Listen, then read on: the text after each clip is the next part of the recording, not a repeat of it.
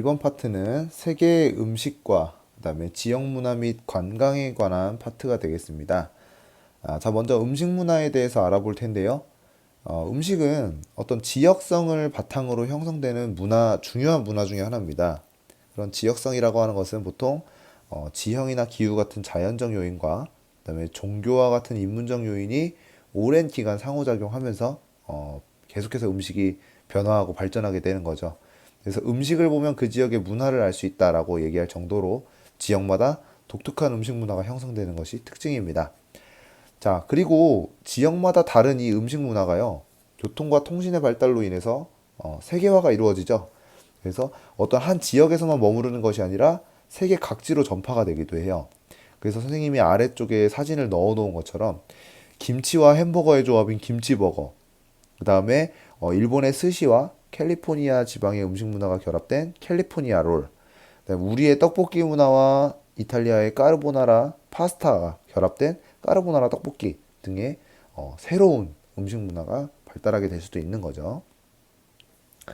자, 자연 환경에 영향을 받는 음식 문화들을 나타내 봤습니다. 자, 고위도 지역은 보통 춥고 한랭한 기후거든요. 그래서 오랫동안 저장할 수 있는 연기로 이렇게 익힌 훈연 요리, 훈제 요리를 많이 먹고요. 소시지 등과 같은 저장 음식이 많이 발달했습니다. 또한 연어 등과 같이 열량이 높은 육류를 주로 소비하는 음식 문화를 보여주고 있습니다. 자, 그리고 중위도 지역은요, 온화한 기후 덕분에 쌀이나 밀이나 보리, 그 다음에 옥수수 등의 다양한 곡물이 재배가 가능하고요. 그로 인해서 다양한 과일과 채소, 곡물들을 결합해서 엄청나게 종류가 많은 음식들을 만들어낼 수가 있습니다. 자, 그 다음에 저위도 지역 같은 경우에는 굉장히 덥고 습하기 때문에 음식의 부패를 막기 위해서 굽거나 혹은 삶거나 튀긴 음식들이 주로 발달하게 됩니다. 그리고 약간이라도 혹시 변하게 되는 것들을 방지해서 다양한 향신료들을 이용해서 음식의 잡내를 없애는 음식 문화를 보여주고 있기도 합니다. 자, 요게 바로 이제 연기로 고기들을 익히는 훈연 방식의 음식들을 보여주고 있고요. 오른쪽은 추위에 견딜 수 있는 열량이 높은 연어 요리를 선생님이 넣어봤습니다. 자, 그리고 저위도 지역은 다양한 향신료를 이용해서 음식의 잡내를 잡아주고요. 그다음에 고수 등과 같은 향신료를 마찬가지로 활용해서 음식의 냄새를 없애주는 것을 볼 수 있습니다. 자, 그다음에 앞에서 봤던 건 자연 환경이었는데요. 인문 환경에 영향을 받는 음식 문화에는 뭐가 있을까요? 네, 먼저 종교의 영향이 있습니다. 이슬람교 같은 경우에는 할랄 푸드라고 이제 말씀을 드렸었죠. 그 중에서도 알코올과 돼지고기는 강하게 금하는 식품이라고 했습니다. 허용된 음식인 할랄만 먹을 수 있다는 것이 특징이 되겠습니다. 불교 같은 경우에는 살생을 금지하기 때문에 수도승들은 대부분 고기를 먹지 않고요. 힌두교에서는 윤회 사상에 의한 소를 신성시하기 때문에 소고기를 먹지 않습니다. 마지막, 유대교에서는 문어, 오징어, 돼지, 말 등을 먹지 않고요. 마찬가지로 이슬람교와 비슷하게 허용된 음식인 코셔만 먹을 수 있다는 것이 특징이 되겠습니다. 자, 그 다음에 식민지배의 영향을 받기도 하는데요. 베트남 여행을 다녀오시거나 혹은 우리나라에도 요즘에 베트남 음식점들이 많이 생겨나고 있거든요. 반미 바게트라고 하는 음식이 되게 베트남 음식으로 유명한데, 바게트 사이에 이제 뭐 고기나 야채 같은 것들을 끼워서 먹는 거예요. 근데 바게트 하면 우리가 보통 어느 나라에서 많이 먹는 빵인가요? 그쵸. 프랑스에서 많이 먹는 빵인데, 자, 왜 베트남에서 유명한 음식에 바게트가 사용되게 됐을까? 예전에 베트남이 프랑스의 식민 지배를 받았기 때문에, 네, 그런 영향이라고 볼 수가 있겠습니다.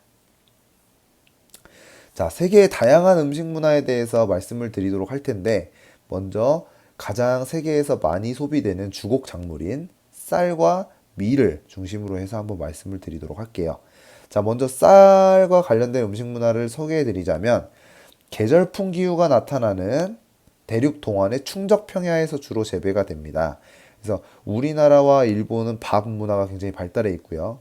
베트남 같은 경우에는 쌀국수, 그리고 인도에는 밥에 비벼 먹는 커리, 이런 쌀을 이용한 음식 문화가 굉장히 발달해 있는 것을 알 수가 있죠.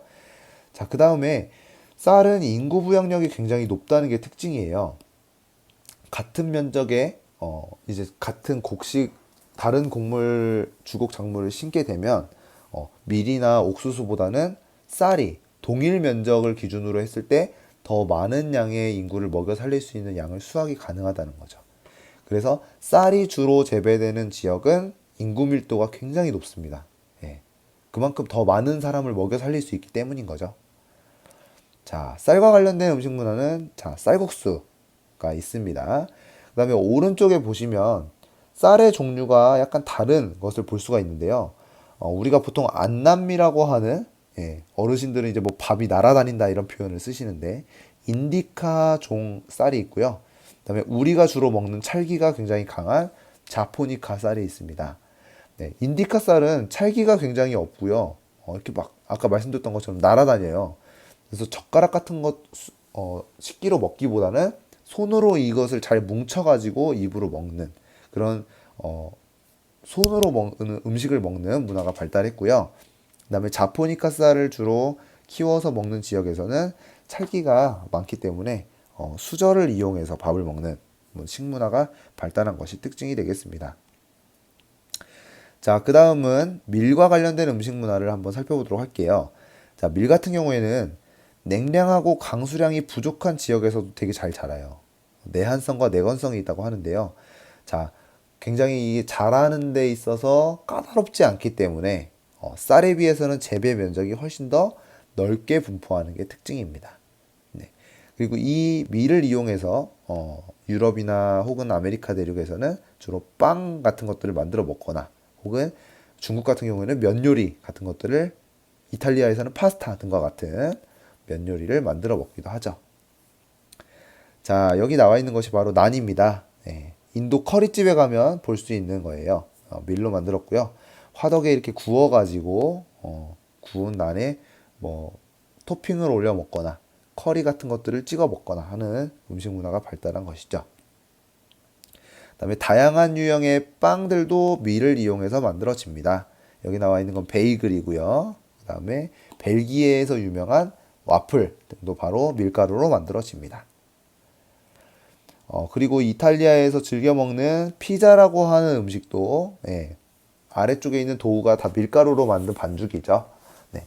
원래 이탈리아에서는 우리가 뭐 파스타집에 가서 먹는 고르곤졸라 피자 같은 것처럼 굉장히 얇은 씬 피자가 원래 원조인데 이 미국으로 건너가서 변형이 된 것이 바로 요즘에 우리가 막 배달해서 시켜 먹는 두꺼운 토핑이 굉장히 두껍게 올라가 있는 피자가 되는 겁니다. 약간 변형이 된 거죠.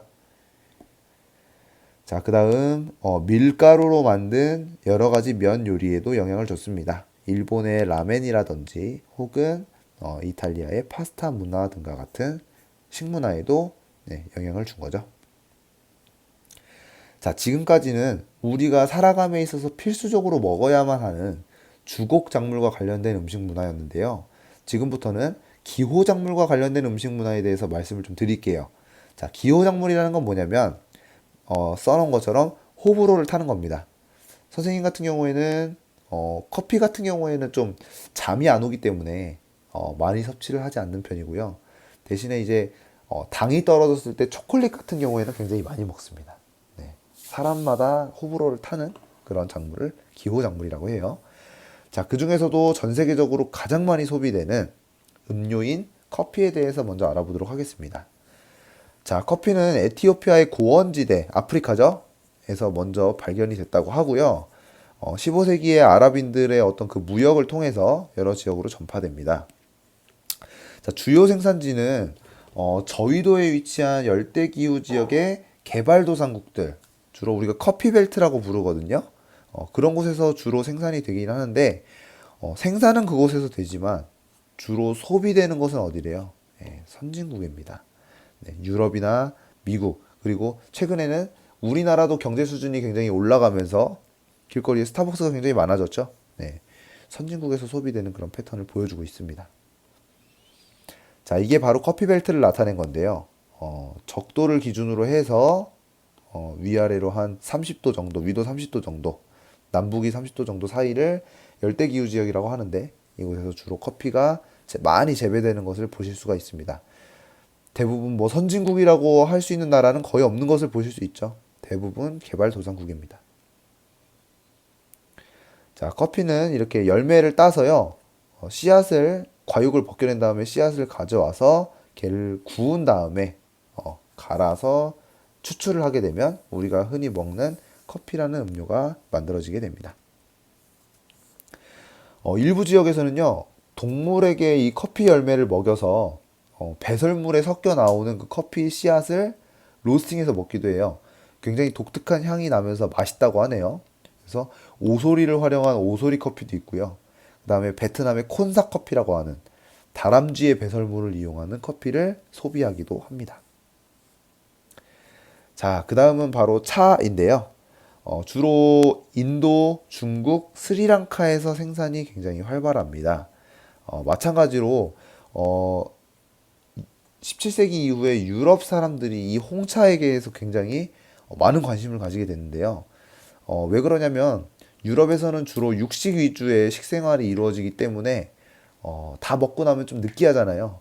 그래서 깔끔한 홍차를 마시는 그런 문화가 이때부터 만들어지게 됐다고 하네요.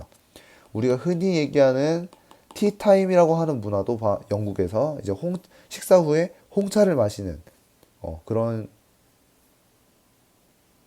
어떤 텀을 티타임이라고 부르게 됐다라고 알고 있죠. 자, 홍차는 주로 이제 뭐 인도, 스리랑카, 중국 이런 데서 만들어지고요. 우리가 예전에 그 지리적 표시제 할 때 배웠던 인도의 다르질링이라고 하는 지방에서 만들어진 티가 유명하고, 인도의 아쌈 지역에서 만들어진 티가 상품으로 팔리고 있는 것을 보실 수 있습니다. 커피와 마찬가지로 생산되는 나라는 개발도상국이 많고요. 소비하는 국가는 유럽과 같은 선진국이 되겠죠. 자, 마지막은 카카오입니다. 카카오는 우리가 뭐 흔히 사용하는 SNS 어플리케이션 이름도 있는데 초콜릿의 원료가 되는 열매예요. 네, 주 생산지는 열대기후 지역의 개발도상국이 많습니다. 네, 다 보시면 개발도상국이 주 생산국인 것을 보실 수가 있죠. 하지만 주로 소비는 어디서 된다? 네, 유럽과 미국 등의 마찬가지 선진국에서 소비가 된다라는 것을 아실 수 있습니다. 자, 카카오 열매를 가공해 가지고 초콜릿을 만드는 과정이고요. 그다음에 여기 나와 있는 게 바로 월드 코코아 프로듀서스. 코코아를 어느 나라에서 많이 생산하느냐 보시면 제일 많이 하는 데가 코트디부아르, 그다음에 가나, 인도네시아, 나이지리아, 카메룬 이런 나라들입니다. 다 개발도상국이죠. 아프리카에 위치해 있고요. 인도네시아를 제외하면. 그 다음에 세계에서 가장 많이 초콜릿을 소비하는 나라들은 어디냐? 스위스, 독일, 아일랜드, 영국, 노르웨이, 스웨덴, 호주, 네덜란드, 미국, 프랑스입니다. 대부분이 유럽 아니면 아메리카, 미국이죠. 선진국에서 대부분을 소비하는구나라는 것을 쉽게 알 수 있습니다. 자, 방금 배워봤던 세계 각 지역의 주곡 작물들이 얼마나 생산이 되고 얼마나 이동을 하는지를 보여주는 건데요. 자, 쌀 같은 경우에는 남부아시아와 동남아시아 계절풍지대에서 주로 생산되고 있는 것을 보실 수가 있고요. 하지만 국제적 이동량은 크게 많지는 않습니다. 그 이유는 뭐냐면 쌀은 재배 지역에서 대부분이 소비되기 때문이에요. 네. 뭐 유럽이나 미국에서 쌀 거의 안 먹죠. 반면에 밀 같은 경우에는 내한성과 내건성 때문에 재배 면적이 굉장히 넓고요. 국제적인 이동량도 어떻습니까? 굉장히 많구나라는 것을 우리가 지도를 통해서 파악할 수가 있습니다.